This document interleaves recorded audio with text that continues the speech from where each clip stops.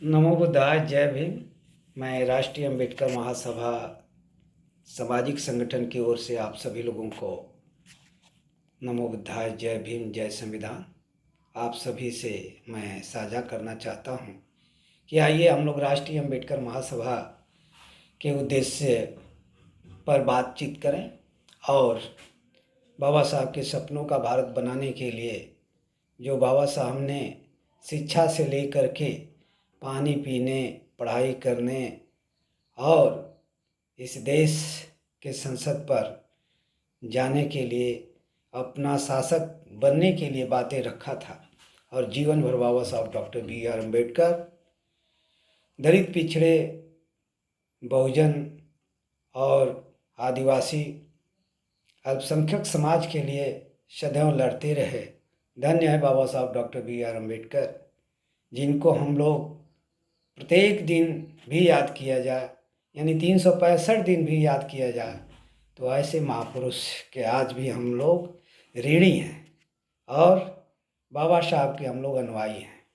बाबा साहब के सपनों का भारत बनाने के लिए हम सभी लोगों को एकजुट होकर के इस देश के संवैधानिक जो अधिकार हमको मिला है, आरक्षण हम लोगों को मिला है संविधान के द्वारा, उस आरक्षण को बरकरार रखने के लिए पुनः हम लोगों की लड़ाई लड़नी होगी। क्योंकि अब हम सभी लोगों के बीच में बाबा साहब कोई आ नहीं सकता है।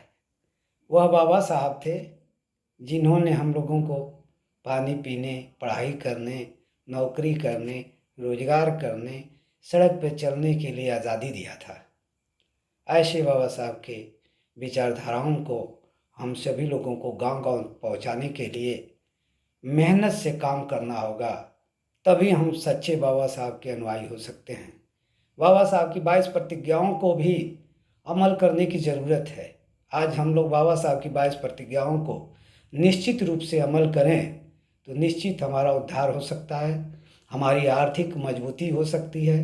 क्योंकि जो हम लोग 33 करोड़ देवी देवताओं के नाम पर रोज़ त्यौहार 365 दिन मनाने का काम करते हैं, क्योंकि हम लोग शूद्र समाज से बिलोंग करते हैं और शूद्र समाज आज भी शिक्षा का जो स्तर ऊंचा होना चाहिए था, वह अभी तक कामयाबी पूर्ण रूप से नहीं हुआ। इसलिए आज भी हम लोग अनुसूचित हैं और कल भी पिछड़े हो सकते हैं। इसलिए आइए हम लोग बाबा साहब के संविधान के साथ जो रोज़ कुछ न कुछ नई चीज़ें छेड़छाड़ किया जा रहा है, उसके लिए एकजुट हों और लड़ाई लड़ने का काम करें। हर क्षेत्र में जो संवैधानिक हमको अधिकार मिला है, शिक्षा का जो आरक्षण मिला है, नौकरी का जो आरक्षण मिला है, राजनीति में जाने का जो आरक्षण मिला है, प्रमोशन में जो आरक्षण मिला था, ये सारे के सारे हमारे SC ST और OBC के जो आरक्षण है, उसको समाप्त करने का जो षड्यंत्र आज की जो वर्तमान सरकार कर रही है, उनको चेताने के लिए हम सभी लोगों को एकजुटता की आवश्यकता होती है। हम भारत के तमाम सामाजिक संगठन के लोगों से अपील करते हैं कि आप सभी लोग मिलकर के एक मंच पर साझेदारी का काम करें और एक मंच पर आवाज़ उठाएं, तभी ही बाबा साहब के सपनों का भारत बन सकता है। और निश्चित रूप से बुद्धिज़्म एडाप्ट करने की आवश्यकता है, और जब तक हम बुद्धिज़्म को एडाप्ट नहीं करेंगे तब तक हमारा कल्याण नहीं हो सकता है। इसलिए हम लोगों को अंधविश्वास, छुआछूत, पाखंड, जो भी धर्म स्वावलंबियों द्वारा जो भी रोज़ नए नए तरीके अपनाए जा रहे हैं शोषण को, उसको बंद करने के लिए हम लोगों को काम करने की ज़रूरत है। आइए हम लोग मिल कर के एक साथ चलते हैं और बाबा साहब के बताए हुए मार्ग को आगे बढ़ाने का संकल्प लेने की ज़रूरत है।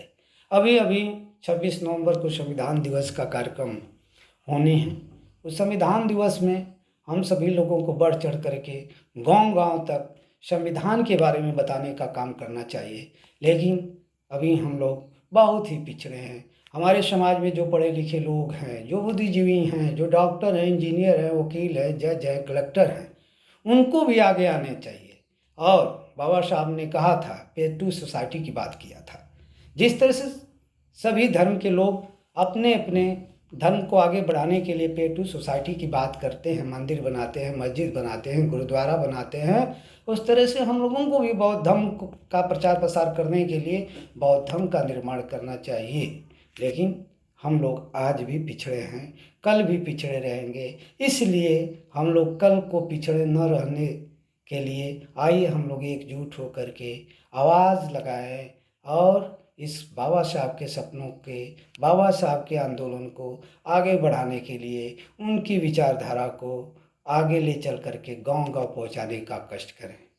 इन्हीं शब्दों के साथ मैं अपनी बारी विराम करता हूं। नमो बुद्धाय। जय भीम, जय भारत, जय संविधान।